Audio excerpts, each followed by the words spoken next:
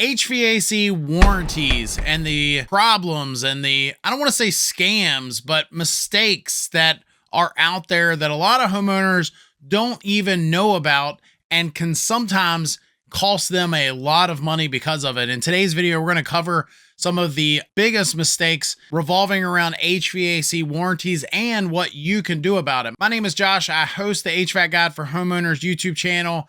If you've never seen any of our content before, make sure you hit that subscribe button for more HVAC tips and of course the bell notification so that way you're notified whenever we post a video. But let's dive into this. 5 of these HVAC warranty mistakes. And the first one we've talked about on our channel before, but it's a big one. I just talked to someone on our website, newhvacguide.com, where we help homeowners through the process of buying a heating and air system, hopefully to avoid some of the pitfalls that other homeowners have to deal with. And I just talked to someone just the other day where they were saying that a company was lying about the coverage.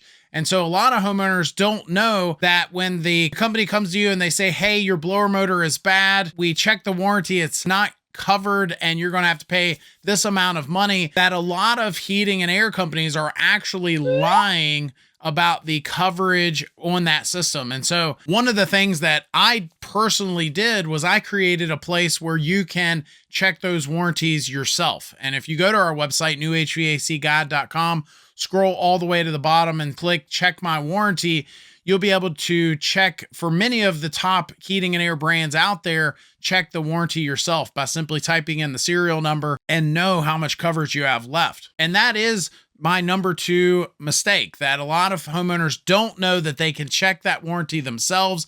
They can go to many of these top brands, go to their website, check the warranty themselves, and hopefully avoid that problem. The problem is some of the top brands that are out there do not allow you to check the warranty yourself, and you're at the mercy of one of their dealers, one of the companies. And I think that's a big problem. I would not personally even buy that. To me, that's annoying enough of a problem that if you see, I'm not going to cover any of those brands here because it could change and then this video becomes outdated. But if you go to our website and click on that tab, you'll find out some of those brands do not allow homeowners to check those warranties themselves. You either have to be a dealer or there's just a paper trail. There's not an online way of being able to check that warranty for homeowners directly.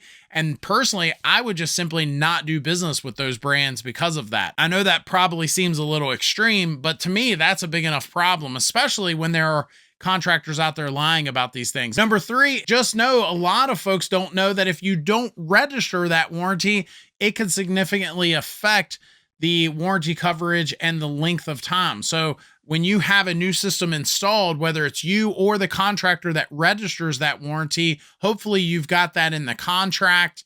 Hopefully you have a contract and it says who's going to register that warranty. At my company, we always just took care of it. So that way we knew it was done and the homeowner was covered. But a system that would get, say, a 10 or 12 year parts warranty could be significantly reduced to, say, 5 or in some cases even 2 years if it wasn't registered. And so that would be a big mistake if you didn't register it. If you get a new system installed, I either want to register that myself if I'm the homeowner, or I want a cute little certificate proving that the HVAC contractor themselves registered it, and you've got a certificate to prove that. Don't delay. There is a grace period sometimes. So if you have the system installed, you may have 60 or 90 days to get it registered. I would not wait until the 11th hour. Just get it registered right away. Register it the night of the installation so that way you don't have to worry about it and have that certificate in hand to prove it. Number 4, there are things that could affect that warranty coverage, such as hiring an unlicensed contractor. If you get your brother-in-law to install a system that you bought online, some manufacturers will not honor that warranty. They will want to see proof that a licensed and insured actual HVAC contractor installed that system, installed it correctly, and registered that warranty.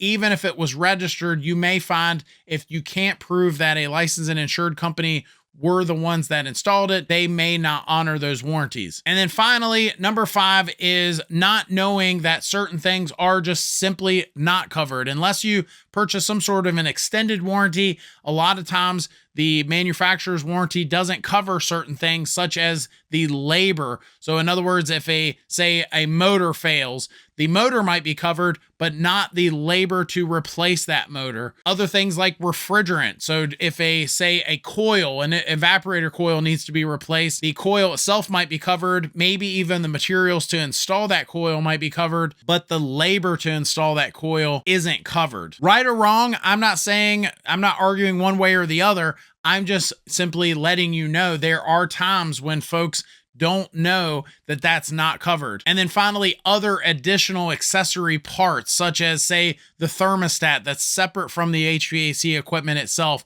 or other accessories such as the zoning equipment, the dampers, the zoning module. All of that would be considered separate. Other things like indoor air quality, again, that's separate. That's not a part of the equipment itself, and the original manufacturer may not cover that. Some of these things, just asking up front before you spend thousands of dollars, hey, is this covered? What if that happens? Know what's covered and what's not covered. So that's my 5 on warranty mistakes. Some other honorable mentions I think you should know about are things like skipping maintenance could also affect your warranty coverage.